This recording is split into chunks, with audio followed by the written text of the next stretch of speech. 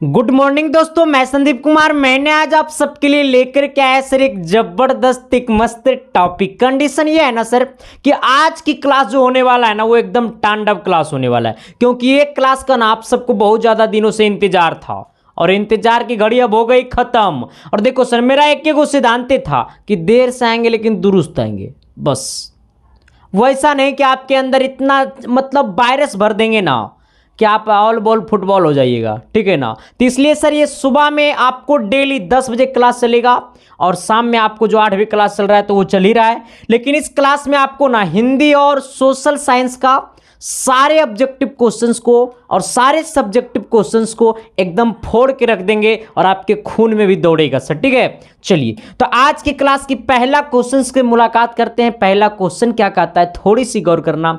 इससे पहले सर कि जो सभी दोस्तों के पास शेयर कर देना और चैनल पे जो भी लोग नए आए तो चैनल को सब्सक्राइब भी कर देना। बाकी प्यार मोहब्बत तो बरसाते रहना, है ना सर। कहता ना खादर मिट्टी और बंगार मिट्टी में अंतर। ये सवाल कहिएगा गुरुजी, ये सवाल बड़ा बार एग्जाम में पूछ लिए है।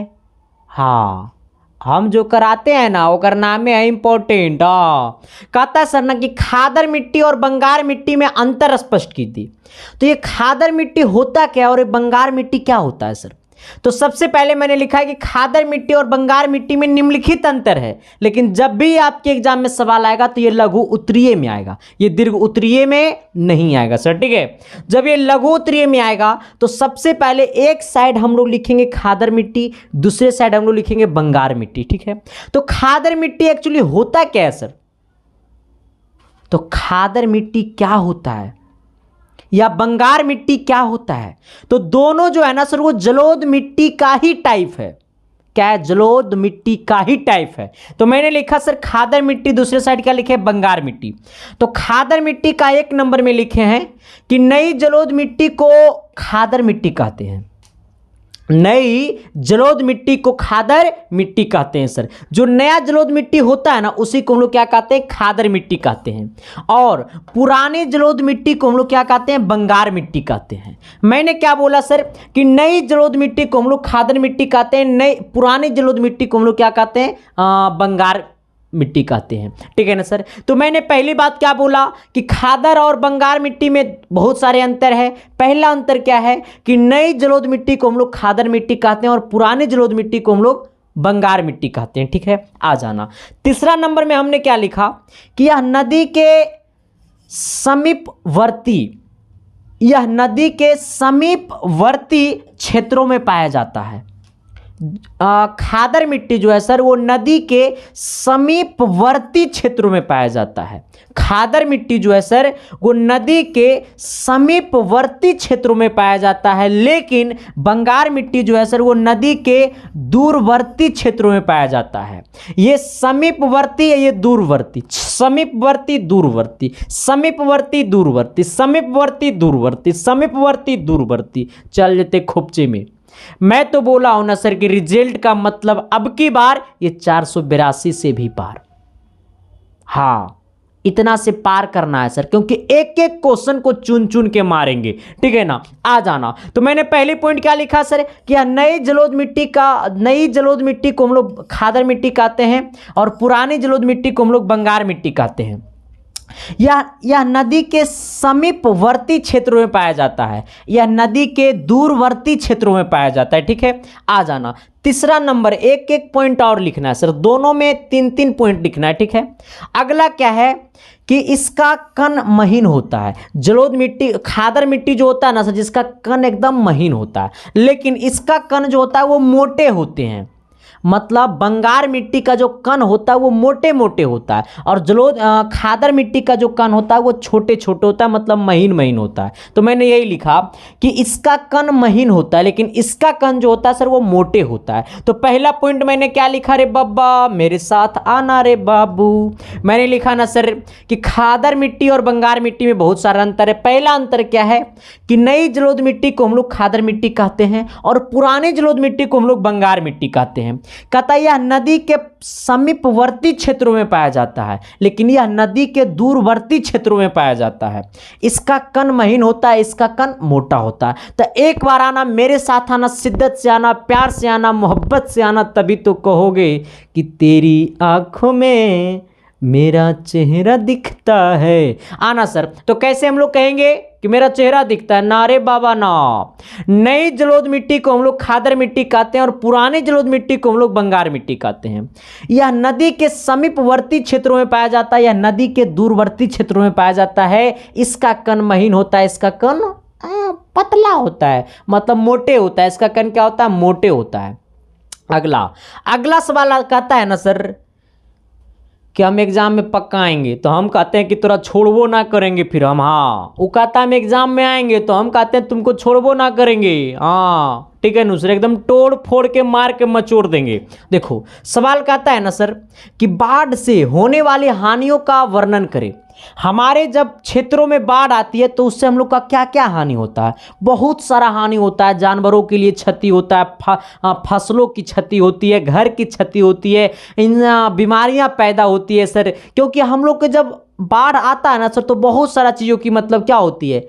प्रभाव पड़ता है। और जिनका घर कोसी नदी के अगल बगल में है ना, वो सब बेचारा को पूछिए कि बाढ़ से क्या होता है? क्षति। ठीक है ना। तो जिनका घर होगा उधर किशनगंज होगा, समस्तीपुर होगा, सुपौल होगा, वो सबसे पूछिए, पूर्णिया होगा, कटिहार होगा, ये सबसे पूछिए कि क्या होता है बाढ़ का सबसे बड़ा प्रभाव।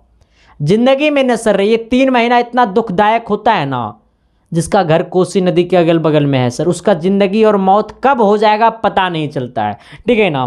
तो आप लोग को नहीं पता चलेगा, गया नवादा बिहार वाला का ये सबको नहीं पता चलेगा ना, इधर आरा छपरा औरंगाबाद ये सबको नहीं पता चलेगा बाढ़ का एहसास, क्योंकि इधर बाढ़ नहीं आता सर। इधर कोई नदी है ये नहीं, नदी तो गंगा के वो पार है। ठीक है ना सर।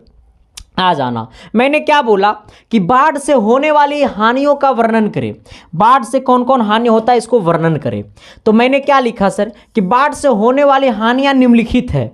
बाढ़ से होने वाली हानियां क्या है? निम्नलिखित है। मैंने क्या लिखा? पहला नंबर, बाढ़ के दौरान जीव जंतुओं की मृत्यु हो जाती है। मैंने 1 नंबर में लिखा है कि जब बाढ़ आती है तो बाढ़ के दौरान जीव जंतुओं की मृत्यु हो जाती है। पहला मैंने क्या लिखा सर कि बाढ़ के दौरान जीव जंतुओं की क्या हो जाती है? मृत्यु हो जाती है। क्योंकि इंसान को रहने का जगह नहीं है तो जानवर को कहाँ से रखेगा रे? हाँ तो ठीक है, यही बात मैंने बोला कि मैंने पहला पॉइंट क्या लिखा सर कि बाढ़ के दौरान जीव जंतुओं की मृत्यु हो जाती है। दूसरा पॉइंट मैंने क्या लिखा कि बाढ़ के कारण उपजाऊ भूमि, बाढ़ के कारण उपजाऊ भूमि पर लंबे समय तक जल का जमाव हो जाता है, जिससे खेती नहीं हो पाती है सर।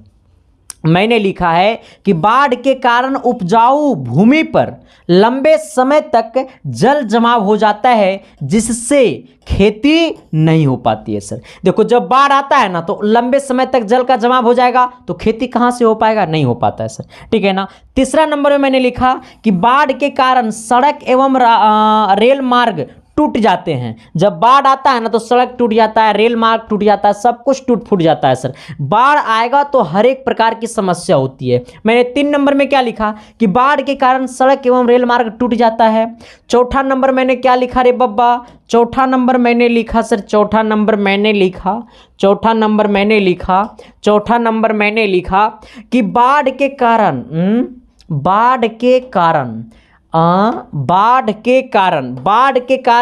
हानिकारक बीमारियों का प्रकोप बढ़ जाता है, जैसे मलेरिया, हैजा, चेचक, ये सब जो है ना सर बाढ़ के ही दिन में आता है। ठीक है ना। तो बाढ़ आएगा ना तो इससे हर एक प्रकार की बीमारियां फैलता है। क्या फैलता है? बीमारियां फैलता है। ठीक है ना। तो बाढ़ के कारण हानिकारक बीमारियों का प्रकोप बढ़ जाता है। बाढ़ आएगा तो हानिकारक बीमारियों का प्रकोप बढ़ जाएगा, जैसे मलेरिया, हैजा और चेचक इत्यादि। तो मैंने क्या लिखा सर कि बाढ़ से होने वाली हानियां निम्नलिखित है। पहला हानियां मैंने क्या लिखा कि बाढ़ के दौरान जीव जंतुओं की मृत्यु हो जाती है। दूसरा मैंने क्या लिखा? बाढ़ के कारण उपजाऊ भूमि पर लंबे समय तक जल का जमाव हो जाता है, मतलब खेत में बहुत समय तक पानी जमा हुआ रहता है, जिससे भूमि खेती नहीं हो पाती, जिससे खेती नहीं हो पाती है सर। अगला अगला मैंने क्या लिखा है कि बाढ़ के कारण सड़क एवं रेल मार्ग टूट जाते हैं, ठीक है। फिर मैंने क्या लिखा कि बाढ़ के कारण हानिकारक बीमारियों का प्रकोप बढ़ता है जैसे मलेरिया, हैजा और चेचक इत्यादि, ठीक है ना सर। तो अब यहां तक की कंडीशन एकदम ठीक ठाक हो गया होगा, ठीक है। तो सबसे बड़ी बात तो ये है ना सर कि जो मैंने सोचा और जो मैंने समझा अपने आप को और जो रिजल्ट मैंने दिया उसके रिस्पेक्ट में आपको बहुत अलग लेवल का मैं क्लास दूंगा, ठीक है सर। तो सारे क्लासेस जो मेरा होगा ना उस बहुत ज़्यादा इंपॉर्टेंट होगा। और जो इस क्लास को लेट से देख रहा है तो सामाजिक विज्ञान करके एक यूट्यूब पे प्लेलिस्ट बना हुआ है, ठीक है, उसमें जाना, सारे क्लासेस मिल जाएगा। इस वीडियो के डिस्क्रिप्शन में उसका लिंक दिया हुआ है। और जो लोग अभी तक टेलीग्राम को ज्वाइन नहीं किया ना सर, तो एक बार टेलीग्राम को ज्वाइन कर लो, वीडियो के डिस्क्रिप्शन में टेलीग्राम का लिंक है, ठीक है ना। या फिर आप जाकर के टेलीग्राम पे सर्च करना @ क्या सर्च करना सर, क्या सर्च करना, संदीप, संदीप 7295 या फिर संदीप कुमार भी लिखोगे तो टेलीग्राम आईडी आ जाएगा, उसे ज्वाइन कर लेना। क्योंकि इसको ज्वाइन करने का सबसे बड़ा फायदा ये है कि आपके एग्जाम के 30 मिनट पहले मैं जड़ी बूटी भेजता हूँ, ठीक है। और समझिए क्या होगा कि पिछला बार जो भेजे होंगे तो कौन जड़ी बूटी है, इस बार कौन जड़ी बूटी भेजेंगे, है ना। खुल्लम खुल्ली बोलेंगे तो हमको जेल भेजाओगे कारे बाबा इसलिए गुप्त रूप में रहो, ठीक है। आ जाओ, अगला सवाल कहता है ना सर, दल बदल कानून क्या है अब ये बिहार में दल बदल कानून हुआ नहीं हुआ रे, भाजपा का सरकार टूटा, एनडीए का सरकार टूटा, महागठबंधन का सरकार टूटा, दल बदल कानून है। दल बदल जो कानून है ना सर वो संसदों और विधायकों पे लागू होता है। किस पे लागू होता है? संसदों और विधायकों पे लागू होता है। हम पे और तुम पे दल बदल नहीं होता है। हाँ, हम तू दलियों बदल जाएगा तो कोई जानेगा रे? कोई नहीं जानेगा, सिर्फ पड़ोसिया जानेगा। हाँ के बड़ा बदलू आदमी है, बाकी कोई नहीं जानेगा, ठीक है ना। तो यही बोला सर, और जब विधायक दल बदल करता है तो सरकारें को बदल देता है उसमें बड़ा ताकत है भाई। हाँ, तो यही बोला यहाँ पे कि दल बदल कानून क्या है। तो दल बदल कानून विधायकों और सांसदों के दल बदलने को रोकने के लिए ये कानून बनाया जाता है सर। कहता है क्या, थोड़ी सी गौर करना कि दल बदल कानून विधायकों और सांसदों के दल बदलने को रोकने के लिए यह कानून बनाया जाता है सर। मतलब सांसद और विधायक जो अपना दल बदल लेता है उसको रोकने के लिए ये कानून बनाया गया है। फिर कहता है दल बदल कानून के अंतर्गत दी गई शर्तों को पूरा नहीं करने की स्थिति में उसकी सदस्यता रद्द कर दी जाती है। उसकी सदस्यता रद्द कर दी जाती है। अगर दल बदल कानून के अंतर्गत आपको अगर जो दिया गया है आदेश, अगर वो आदेश को अगर आप पालन नहीं कीजिएगा तो आपकी सदस्यता को रद्द कर दी जाएगी। फिर क्या बोला है सर कि इस कानून को पूर्ण रूप से लागू किया जाना चाहिए। इस कानून को पूर्ण रूप से लागू किया जाना चाहिए, ठीक है ना सर। तो मैंने क्या बोला आपको कि दल बदल कानून क्या है। तो दल बदल जो कानून है सर, ये दल बदल कानून विधायकों और सांसदों के दल बदलने को रोकने के लिए ये कानून बनाया जाता है। मैंने क्या बोला? मैंने बोला कि तेरी आंखों में जैबे खुपचे में, हमने गाना नहीं गाया रे बाबा, मैंने सामाजिक विज्ञान का क्वेश्चन करा रहा हूं, ठीक है। कहता है दल बदल कानून विधायकों और संसदों पे लागू होता है। किस पे लागू होता है? विधायकों और संसदों पे होता है, क्योंकि विधायक से मुख्यमंत्री और संसद से प्रधानमंत्री, यही दोनों पे तो सरकारें चलता है सर। हाँ, पूरा दुनिया यही दोनों पे चलता है। यही दोनों हो जाओगे ना, तुम में इतना ताकत है कि तू सरकार को बदल देगा अभी तुमको पता है, नहीं पता होगा सर। एक चीज मैं आपको बता दूंगा, बट तुम लोग को जानने से कोई फायदा नहीं है, ठीक है ना। आ जाओ, कहता है दल बदल कानून क्या है। तो कहता है दल बदल कानून विधायकों और सांसदों के दल बदलने को रोकने के लिए बनाया जाता है। मतलब दल बदल कानून जो है वो सांसद और विधायक को दल बदलने को रोकने के लिए किया जाता है सर। मतलब जो सांसद और विधायक अपना पार्टी बदल लेता है उसको रोकने के लिए दल बदल कानून बनाया जाता है। फिर क्या बोला सर? बनाया जाता है, फिर बोला है कि दल बदल कानून के अंतर्गत दी गई शर्तों को पूरा नहीं करने की स्थिति में, दल बदल कानून के अंतर्गत दी गई शर्तों को पूरा नहीं करने की स्थिति में उसकी सदस्यता रद्द कर दी जाती है। अगर दल बदल कानून अगर आपको लागू कर दिया गया है, अगर आप उसकी अगर कानून को अगर आप नहीं मानिएगा तो आपकी सदस्यता को रद्द कर दी जाती है। इसलिए कहा जाता है कि इस कानून को पूर्ण रूप से लागू किया जाना चाहिए, मतलब इसीलिए इस कानून को लागू किया जाना चाहिए। तो मैंने पहला पॉइंट क्या लिखा है सर कि दल बदल कानून विधायकों और सांसदों के दल बदलने को रोकने के लिए बनाया जाता है। ठीक है, दल बदल कानून क्यों बनाया जाता है? तो दल बदल कानून जो है सर, वो दल बदल कानून विधायक और संसद को दल बदलने को रोकने के लिए किया जाता है। ठीक है, रोकने के लिए कानून बनाया जाता है। दल बदल कानून के अंतर्गत दी गई शर्तों को पूरा नहीं करने की स्थिति में उसकी सदस्यता रद्द कर दी जाती है। इसी कानून को पूर्ण रूप से लागू किया जाना चाहिए। तो मैंने जो बोला वो समझा कि नहीं समझा? और चमका नहीं तो फिर हम चमकाएंगे। देखो, ऐसे नहीं चमका तो वैसे चमकाएंगे। तो मेरे साथ बोलना है एक बार कि दल बदल कानून विधायक और किस पे लागू होता है? जल्दी बोलो, मेरे साथ बोलो, वरना शादी नहीं होगा। हाँ बोलो जल्दी। कहता है दल बदल कानून विधायकों और संसदों के दल बदलने को रोकने के लिए बनाया जाता है।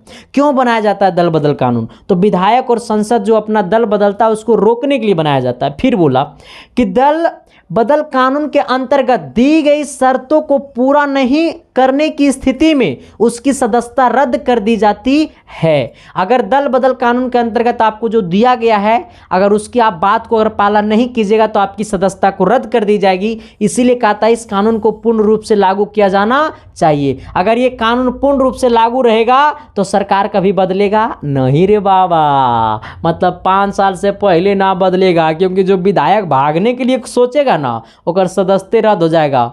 अब सदस्यता रद्द हो जाएगा तो उसको फिर से चुनाव होगा, वो क्षेत्र में फिर से चुनाव होगा तो पानी पानी हो जाएगा। क्योंकि एक चुनाव करने में पता है कितना पैसा खर्चा होता है? बहुत होता है बाबा। उतना पैसा खर्चा होता है कि उतना में हम लोग जिंदगी यापन कर लेंगे सर। ठीक है, आइए अगला कहता है ना सार्वजनिक उद्योग किसे कहते हैं? सार्वजनिक उद्योग का मतलब होता है जो चीज सरकार का हो, जिस पे अधिकार सिर्फ सरकार, जिस पे अधिकार सरकार को हो, उसे क्या कहते हैं? सार्वजनिक उद्योग। ठीक है, कहता है यही सर कि वो समस्त उद्योग मतलब वो सभी उद्योग जिनका संचालन सरकार स्वयं करती है, मतलब जिसका देखभाल सरकार स्वयं करती है, उसे हम लोग कहते हैं सार्वजनिक उद्योग। सार्वजनिक उद्योग किसे कहते हैं? तो सार्वजनिक उद्योग का मतलब होता है कि जिसका देखभाल सरकार स्वयं करती है, उसे हम लोग कहते हैं सार्वजनिक उद्योग। मतलब वो समस्त उद्योग जिनका संचालन सरकार स्वयं करती है, उसे क्या कहते हैं? सार्वजनिक उद्योग। तो सार्वजनिक उद्योग किसे कहते हैं सर? तो वो समस्त उद्योग जिनका संचालन सरकार स्वयं करती है, उसे कहते हैं सार्वजनिक उद्योग। चलिए, तो क्लास कैसा लग रहा है सर? कमेंट बॉक्स में थोड़ी सी कमेंट करना। और क्लास मज़ा आ रहा है तब तो मज़ा लिख के कमेंट करना। मज़ा नहीं आ रहा है सर तो मज़ा दिलाएंगे। हाँ, मज़ा नहीं आ रहा तो मज़ा दिलाएंगे। हाँ ठीक है ना सर। मज़ा पता है कब आएगा? जब एग्जाम पेपर दे करके निकलोगे ना, और जब संदीप कुमार का पूरा क्वेश्चन लड़ल रहेगा ना पिछले साल की तरह, तो तू पता है कि कहोगे मेरे लिए तो भगवान है। हाँ, जाके पिछले बार का वीडियो देखो ना, बच्चा लोग का जो रिजल्ट आया था ना, सब बच्चा क्या क्या बोल के वीडियो बनाया था। तो इसीलिए कहते हैं सर शिद्दत से पढ़ो, प्यार से पढ़ो, मोहब्बत से पढ़ो, रिजल्ट यहां से देंगे। ठीक है सर। आना कहता है बहुराष्ट्रीय कंपनी किसे कहते हैं? बहुराष्ट्रीय कंपनी का मतलब होता है सर कि जिसका संस्था एक जगह हो लेकिन वो कंपनी पूरे विदेश में फैला है, उसे बहुराष्ट्रीय कंपनी कहते हैं। कहता है ऐसी कंपनियां जो किसी एक देश में स्थित मुख्यालय से अनेक देशों में उत्पादन और सेवाओं का नियंत्रण करती है और अरबों रुपया की पूंजी वाली हो, उसे क्या कहते हैं? बहुराष्ट्रीय कंपनी। जैसे नोकिया की कंपनी है। तो नहीं समझा हमने क्या बोला? गुरुजी तोरा बात 1% ना बुझे लो, तोरा के इसी लग रहा होगा कि मास्टर बा तो की बोल रे हमरा ना बुझे लो। आ जाओ तो का बोले छे हमरा ना बुझाई छो। हाँ, खाना खैलू छे नहिलू छे। पूर्णिया में रहते थे ना तो ऐसे करता, खाना खैलू छे नहिलू छे। आ जाओ, अब थोड़ा सा गौर करना। कहने का सेंस है ना सर कि बहुराष्ट्रीय कंपनियां किसे कहते हैं? एगो मेरा दोस्त था, विकलांग था, ठीक है, वो मतलब मधेपुरा का था। मधुबनी का था या मधेपुरा का था, ठीक है। बड़ा मज़ेदार आदमी था बेचारा। वो हमको जब जब उसके पास हम जाते थे ना, तो हमको एक बात बोलता था, खाना खेलू छे नहीं लू छे। हर बात में छे छे, ठीक है ना। आज अब बाकी आगे इंटरेस्टिंग बातें करते रहेंगे। एक बात और याद आ गया, लेकिन बताएंगे नहीं। कहता है बहुराष्ट्रीय कंपनी किसे कहते हैं? तो कहता है ऐसे कंपनियां जो किसी एक देश में स्थित मुख्यालय से अनेक देशों में उत्पादन और सेवाओं का नियंत्रण करती है। मतलब वैसे कंपनियां जो एक देश में स्थित है, लेकिन वो अनेक देश में अपनी सेवाएं देती है और उत्पादन करती है। वैसे कंपनियां जिसका मुख्यालय सिर्फ एक देश में है, लेकिन वो अनेकों देशों में अपनी सेवाएं देती है। वैसे कंपनियां जिसका मुख्यालय एक देश में है, लेकिन वो अनेकों देश में उत्पादन और सेवाएं देती है, जो और वो अरबों रुपया पूंजी वाली होनी चाहिए, और वो कंपनी का जो पूंजी होनी चाहिए वो अरब रुपया भी होनी चाहिए, ठीक है ना। जैसे नोकिया की कंपनी, ठीक है ना। तो यही मैंने बोला सर कि ऐसी कंपनियां जो किसी एक देश में स्थित मुख्यालय से अनेक देशों में उत्पादन एवं सेवाओं का नियंत्रण करती है और अरबों रुपया की पूंजी वाली हो, उसे क्या कहते हैं? बहुराष्ट्रीय कंपनियां कहते हैं, ठीक है। तो आज तक की क्लास हो गया खत्म सर। बाकी ये आज सिर्फ टेलर था, फिल्म तो अगले क्लास से चलेगा, ठीक है। बस आप सबको बताना था कि क्लास शुरू हो गया। तो आप लोग डेली जुड़ते रहिए सर, मज़ा लेते रहिए सर, मज़ा देते रहेंगे सर। रिजल्ट आएगा सर, मिठाई खिला देना, ठीक है। बस इतने चाहेंगे, बाकी कुछ नहीं चाहेंगे, ठीक है। तो thank you sir, love you. बाकी क्लास कैसा लगा कमेंट बॉक्स में ज़रूर बताना। बाकी अपने देखभाल करना, देखभाल मतलब उनका देखभाल मत करना, हाँ, बस सिर्फ पढ़ाई लिखाई का देखभाल करना अभी, ठीक है। Thank you, love.